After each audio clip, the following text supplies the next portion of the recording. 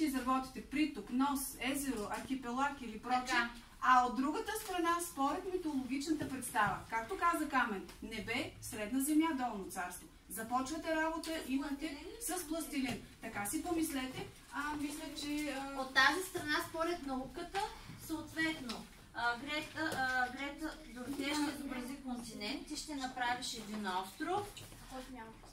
Аз ще дам, ти ще направиш съответно проток. Запомни ли го? Проток, провлак, полуостров, залив, островни групи. Ще изобразиш тук. Островни групи, много острови, съответно заедно. Ти ще изобразиш, да речем, море, ти океан. Ти ще изобразиш... Секунда само да помисля. Ще направиш нос, който